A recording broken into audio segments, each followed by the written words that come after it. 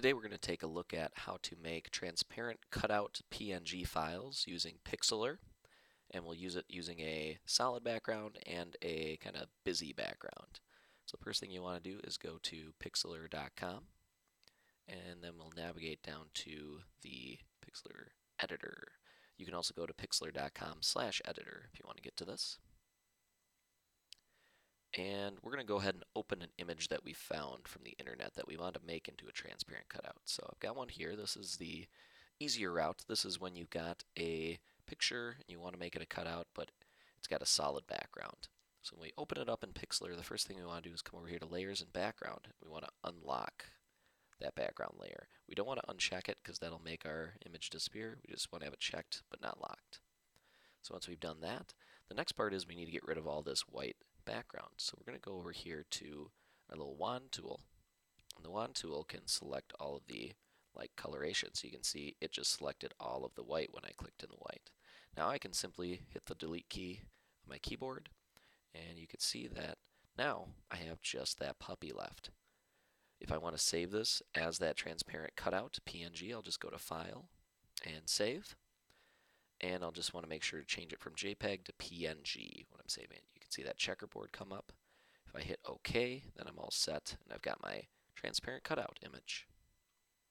Now that one was pretty easy, so let's try something a little bit more complicated. Let's open up an image, and this time we're going to do a picture that doesn't have just a solid background. So you can see maybe I just want this puppy in this cup, and I want to get rid of that background. Well, if I try my wand tool, it's going to kind of get clumps. It's not going to get the whole thing. So I'm going to actually come in here, and I'm going to use the lasso tool.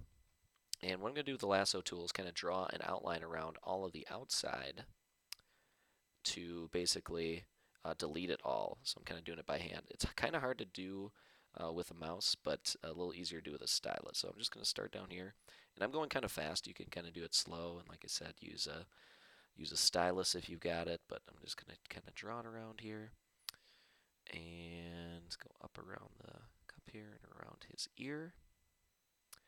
And let's say maybe I'm getting kind of tired dragging this around. I'm just going to bring it up and around the picture real quick here, and down and around. And all I'm aiming to do is complete this into a full closed object. So you can see it selects everything in the picture there, and then I'll hit my delete key, and I've deleted it. Actually, I forgot to undo my background layer there, so now if I do it, there we go. So don't forget to uncheck your layers too. So now I can start back up again, and maybe I'll actually start from up here. I took a little divot out of his head. If you ever want to restart, you can too. But I'm doing this kind of fast. Like I said, you can be a little bit more careful when you're doing yours. And going around. And you can also zoom in and zoom out when you're doing this if you want to zoom in and be a little bit more fine with your drawings. But I'm kind of going a little quick here just to kind of show this. And I'll hit delete. And you can see, for the most part, I've done a pretty good job of doing a little cutout on this. You can see I got a little green over here, so I could take my wand and try to maybe, grab just that green if I wanted to. You can see I got it there, and I can try to delete it a little bit there. I could also take this little eraser tool, kind of get really close and try to shave it off a little bit with that eraser tool if I wanted to as well. So I can do a number of different things here. So I could try to clean it up a little bit if I wanted to, but if I think I've got it the way I want, then I can just do the same thing I did last time, go to File, Save, and I can change that format to PNG. Once again, I've got my cutout. I could say OK, and then I'd have my cutout image that I could use how I'd like. So that is how to use Pixlr to get those cutout transparent images.